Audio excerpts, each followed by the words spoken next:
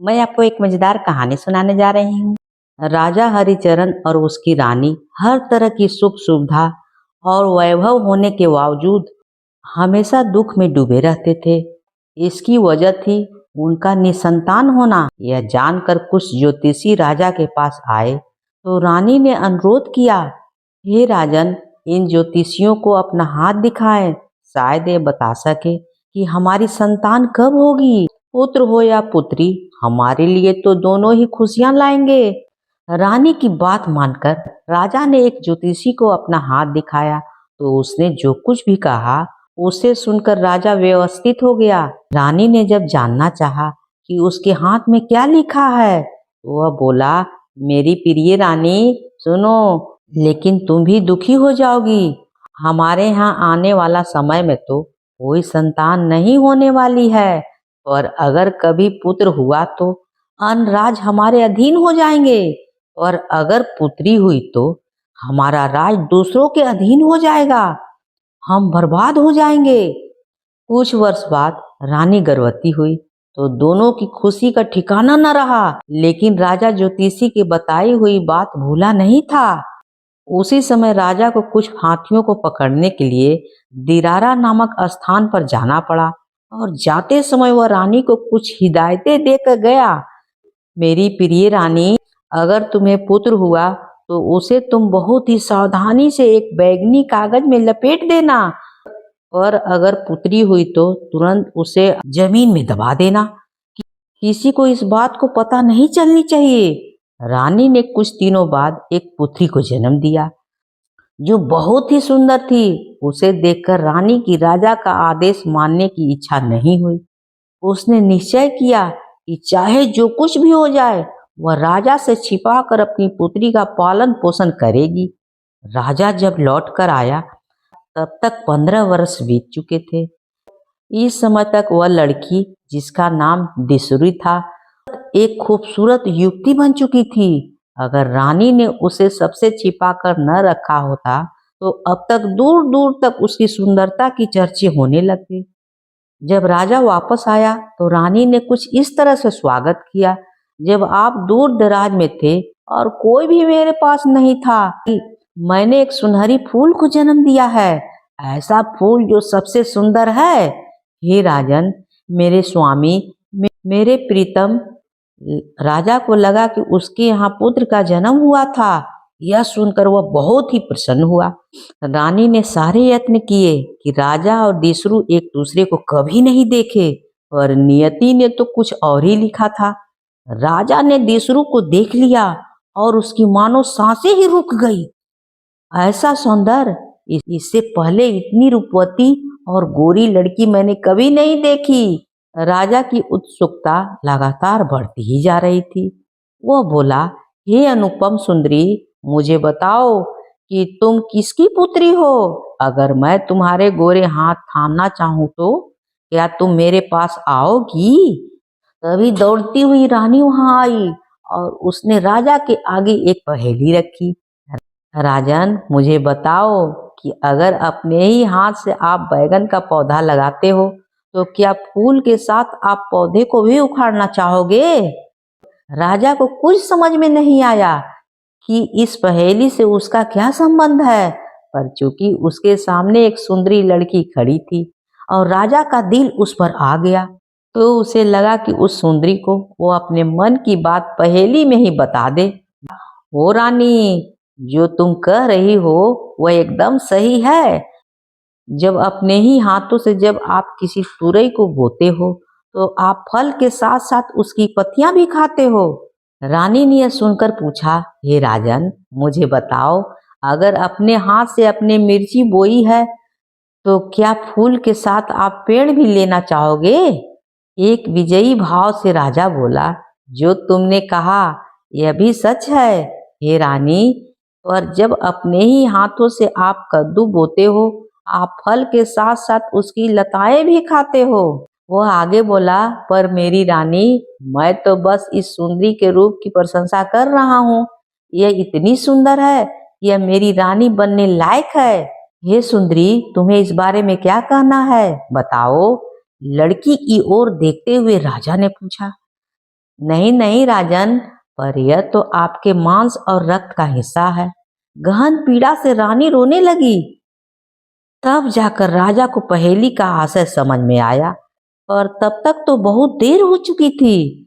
जिस सुंदरता का वह एकदम दीवाना हो गया था, वह तो उसकी अपनी बेटी थी। सदमे में डूब गया राजा और बोला, मेरा अपना ही मांस एवं रक्त, ओह यह कैसी दुविधा है। तब तो यह और मैं कभी एक नहीं हो सकते। फिर कैसे मेरी विवशता शांत होगी। इसे मैं जब जब देखूंगा मेरा दर्द उभर आएगा। इस सुंदरी देशरू को जाना होगा, ताकि न तो मेरी आंखें इसे देख सके और न ही मेरे मन में इसके लिए भावनाएं जागृत हो। लेकिन देशरू आखिर कहाँ जाए। शर्म एवं अपमान से उसने कामना की कि वह धूल में मिल जाए, और उसने ईश्वर से कामना की कि उसे मौत दे दे। वह किस पर बैठकर जाएगी। अगर उड़ना चाहती तो उड़ती हुई राख के साथ उड़ जाती और वहां जाकर गिरती जहां धरती का अंत होता है, या अंतहीन प्रवाह की तरह लगातार बहती और वहां जाकर रुक जहां पानी समुद्र में जाकर मिल जाता है। शोकाकुल देशरू रोने लगी और बोली, हे सुंदरता, जो मेरी बर्बादी का कारण है उसका मैं त्याग करती हूँ। हे पिता, जो मेरे हुए अपमान का कारण है उन्हें मैं श्राप देती हूँ। अगर अपने ही भाग से बर्बाद होने के लिए मैं आपको अपनी इस अवस्था का जिम्मेदार ठहराती हूँ। मेरे जाने के बाद आपका सिंहासन छीन जाए। पिताजी, आज के बाद सुंदरता और आपका वंश एक दूसरे के लिए अजनबी के समान होंगे। इस प्रकार एक सुंदरता अपमानित हुई, सुंदरता के लिए रोई। इस प्रकार सुंदरता के लिए सुंदरता का श्राप फूटा, और जब देसुरी अपनी यात्रा पर निकली तो उसके चांदी के आंसू वहां टपके। मेरी पुत्री, मत जाओ। पछतावे और दुख में डूबा राजा अपनी बाहें फैलाता हुआ रोने लगा। अब तक उसे अपनी गलती का एहसास हो गया था। दिसरू, मेरी पुत्री, मत जाओ। रानी भी रोने लगी, और साथ में सारे नौकर, सारी प्रजा और यहाँ तक कि सारे पशु भी रोने लगे। रुक जाओ प्यारी दिसरी, रुक जाओ, उन्होंने प्रार्थना की। लेकिन दिसरी अब वहां नहीं रुक सकती थी। इस तरह वह सबसे दूर, वहां से बहुत दूर अकेले चली गई। और वह कहाँ गई किसी को कुछ पता नहीं। दुखी स्वर में सब उसे सुखी रहने की दुआएं देने लगे। उसकी पुण्य आत्मा अब शांति से रहे, क्योंकि स्वर्ग से रानी उसे लाई थी। रानी की प्यारी बेटी वापस स्वर्ग चली गई। इन आखिरी शब्दों के साथ हम तुम्हें विदाई देते हैं। अगर कहानी अच्छी लगी है तो please like share and subscribe जरूर कीजिएगा। मैं आपको एक मजेदार कहानी सुनाने जा रही हूँ। किसी राज्य में एक राजा राज करता था। उसकी एक रानी थी। राजा के पास धन दौलत, नौकर चाकर, सिपाही, सैनिक, दासियां, प्यादे, सब कुछ भरपूर थे। वो अपने जीवन में पूर्ण रूप से संतुष्ट था। राजा की इस सुख को चार चांद लगाने के लिए उसके घर में एक पुत्र जन्म लेता है। राजा की खुशी का कोई ठिकाना न रहा। वह सारे राज्य में मिठाइयां बंटवाता है। परंपरा के अनुसार 7वें दिन पुत्र की जन्म कुंडली पढ़ने के लिए महल में राज के सबसे बड़े विद्वान पंडित को बुलाता है। तो परंपरा के अनुसार यह जन्म कुंडली सिर्फ राजा के सामने ही पढ़ी जाती है और किसी को वहां बैठने की अनुमति नहीं होती है। तो पंडित आकर जन्म कुंडली पढ़ता है और बताता है कि राजपुत्र बड़ा ही भाग्यशाली होगा। वह बुद्धि विद्या में तेज होगा, पराक्रमी होगा, अपने राजवंश का नाम रोशन करेगा। उसे और एक असामान्य गुण प्राप्त होगा। उसे जानवर, पक्षी और जीवजंतुओं की भाषा अवगत हो जाएगी। एकमात्र यह बात आपको गुप्त रखनी होगी। किसी को यह बात मालूम नहीं होनी चाहिए, महारानी को भी नहीं। यदि यह बात किसी को मालूम हो गई तो राजपुत्र की जान खतरे में पड़ सकती है। राजा ने कहा, ठीक है, कहकर पंडित को भरपूर दक्षिणा दी और घर से विदा किया। जैसे कि पंडित ने बताया, राजा ने वह बातें गुप्त रखी, भूल कर भी किसी को नहीं बताई। इसी तरह समय गुजरता गया। राजा बड़े लाड दुलार से राजपुत्र की परवरिश करता है, उसे अच्छी शिक्षा देता है। जब वह जवान हो जाता है तब एक अनुरूप राजकन्या ढूंढकर उसकी शादी भी करवाता है। तो और 2-4 साल गुजर जाते हैं।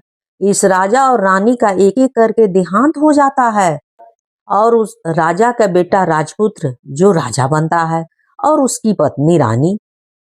मरने से पहले राजा अपने पुत्र को उसके जीवन का वह गुप्त रहस्य बताना नहीं भूला था। उसने अपने पुत्र को पास बुलाकर कहा था, पुत्र, तुम्हें सब पक्षी, जानवर, जीवचर आदि की भाषा अवगत होगी, लेकिन यह बात कभी किसी को नहीं बताना, समझे? अपनी पत्नी को भी मत बताना।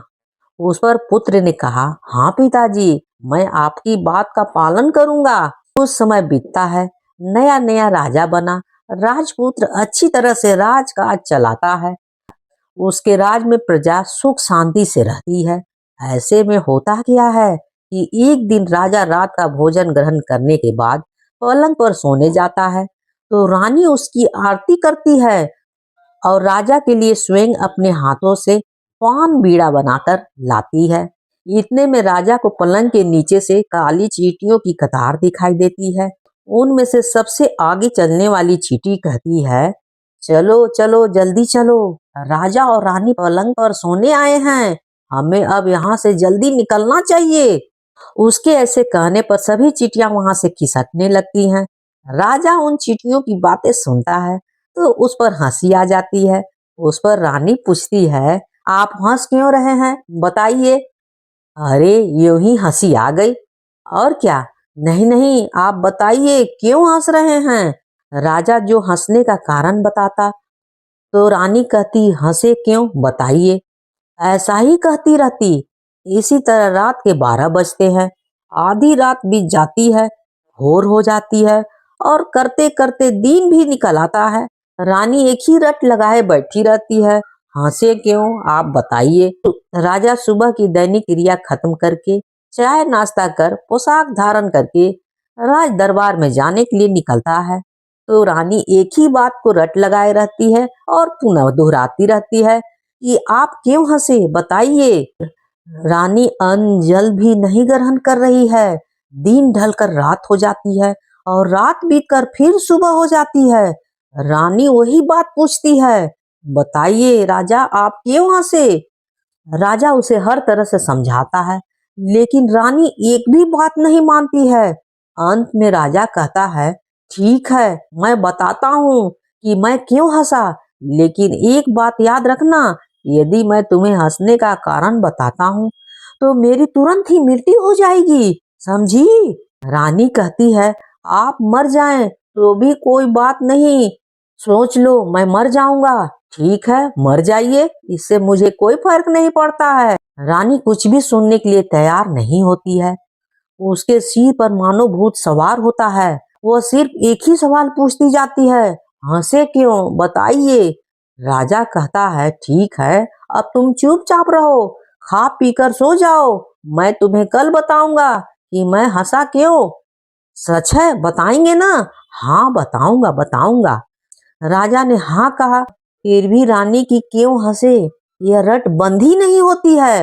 वह कहती जा रही थी, हंसे क्यों, बताइए। तो इधर राजा क्या करता है कि प्रधान को बुलावा भेजता है। प्रधान आता है तो राजा उसे सारी बात बताता है और उसे चिता की तैयारी करने को कहता है। सुनकर प्रधान बहुत दुखी होता है लेकिन वह भी असहाय था। रानी की हट के आगे राजा की कुछ भी नहीं चल रही थी। वह वहां क्या कर सकता था, कुछ भी नहीं। प्रधान सिपाहियों को राजा के लिए टिकट और चिता की तैयारी करने का आदेश देता है। सिपाही बेचारे रोते रोते तैयारी करने लगते हैं। इधर तेजी से बात सारी प्रजा में फैल जाती है, राजा मर जाएंगे। यह सोचकर प्रजा बहुत दुखी होती है। रानी मात्र हंसे क्यों यह बताइए कि रट लगाए रहती है, कहती जाती है। कहते कहते उसका प्राण मुख तक आ जाता है लेकिन वह कहना बंद नहीं करती है। अब राजा रानी को आइए मेरे पीछे कहकर श्मशान की ओर प्रस्थान करता है। उसके पीछे कुछ दासियां रानी की दोनों भुजाओं को पकड़कर उसे श्मशान की ओर ले चलती है। उन दोनों की राज की सारी प्रजा रोते हुए चलती है। घर से निकलते वक्त राजा के मन में आता है कि शायद अब रानी के मन में परिवर्तन हो जाएगा। वह रानी से फिर एक बार बात करने का प्रयत्न करता है। देखो, श्मशान जाते ही मैं हंसे क्यों यह बताऊंगा और तुरंत मर जाऊंगा। दोबारा तुम्हें कभी नहीं मिल पाऊंगा, समझी? कोई बात नहीं है, आप मुझे हंसे क्यों यह कारण बताइए, रानी ने कहा। राजा के पास अब यह बात बताने के सिवा कोई उपाय नहीं था। वह स्मशान घाट की ओर सीधे चलने लगता है। जब राजा अपने सारे दल के साथ स्मशान घाट की ओर चल रहा था, तब राजा को वहां रास्ते में एक बकरा और एक बकरी एक पेड़ के पत्ते खाते हुए देखते हैं। बकरा बार बार पेड़ पर चढ़कर पत्ते को खा रहा था, किंतु बकरी गर्भवती होने के कारण पेड़ पर नहीं चढ़ रही थी, इसलिए उसे अच्छे पत्ते नहीं मिल रहे थे। वह बकरे से कहती, अजी, बार बार पेड़ पर चढ़कर अकेले ही पत्ते खा रहे हो, मुझे भी थोड़ा दीजिए ना।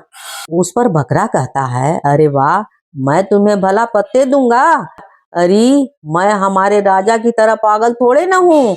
वह बात रहने दीजिए, मुझे थोड़े पत्ते तोड़कर दीजिए। मुझसे वह नहीं हो पाता है। नहीं हो पाता तो फिर भूखी रहो। ऐसा क्यों करते हो आप? तुम जितनी भी लल्लो चप्पो की बात करो, मैं तुम्हें पत्ते तोड़कर नहीं देने वाला हूँ। तुम चाहो तो उन शाखाओं को नीचे झुकाओ और पत्ते खा लो। पत्नी के हट के आगे सिर झुकाने का फल हमारे राजा को देखिए। पत्नी के कहने पर मरने जा रहा है राजा, समझी? राह चलते राजा के कानों में दोनों की बातें पड़ती है। वह आश्चर्यचकित होकर वहीं खड़ा रहता है और उसकी आगे की बात सुनता है। आगे बकरी कहती है, वह राजा मरेगा नहीं तो क्या होगा? वो बताते क्यों नहीं है कि वे हंसे क्यों थे? अच्छा, बताना चाहिए। सच कहो तो उसे कहना चाहिए कि मैं आज इमली के पेड़ की टहनी तोड़कर उससे तुम्हारी अच्छी पिटाई करने वाला हूँ, समझी? इसलिए हंस रहा हूँ, और क्या। और तुम सुनो, यदि तुमने मुझे दोबारा बोला कि पेड़ के पत्ते तोड़कर दे दो, तो मैं भी तुम्हारी जबरदस्त पिटाई करने वाला हूँ, समझी? राजा उन दोनों की बातचीत सुनता है और रानी को कहता है कि घर वापस चलो। रानी पूछती है, क्यों, क्या हुआ? आप तो यहाँ स्मशान घाट पर हंसे क्यों की बात बताने वाले थे।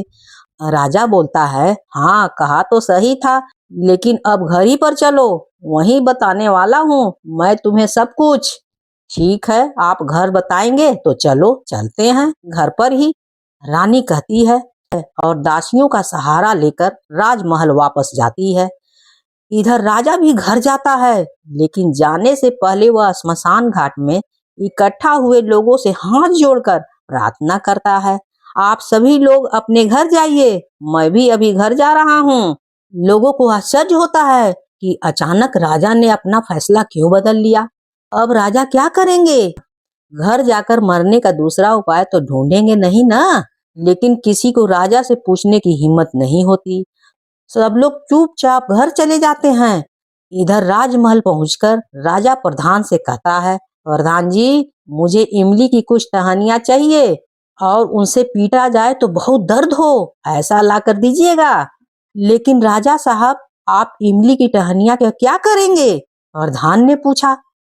उससे आपको कोई मतलब नहीं है प्रधान जी, आपको जो कहा जाता है वही करो।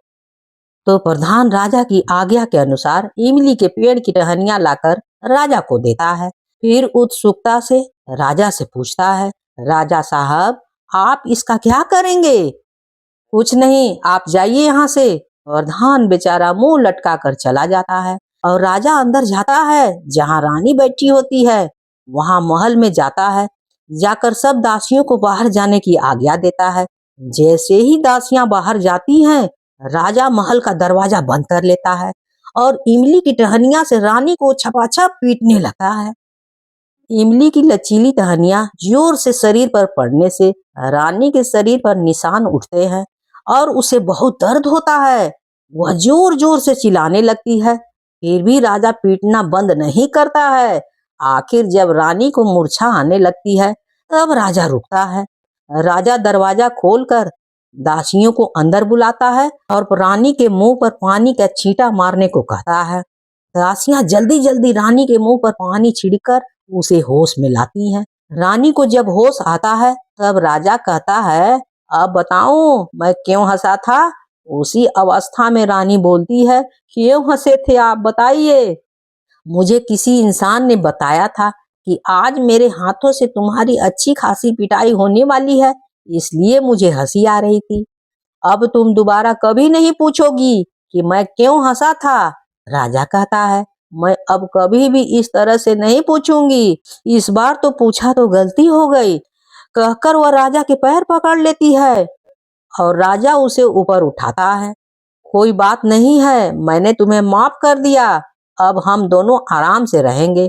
उसके बाद राजा और रानी खुशहाल जीवन बिताने लगते हैं और अपनी प्रजा की अच्छी तरह से देखभाल करते हैं। अगर कहानी अच्छी लगी हो तो please like share and subscribe जरूर कीजिएगा, भूलिएगा बिल्कुल नहीं। कहानी होती है समाप्त।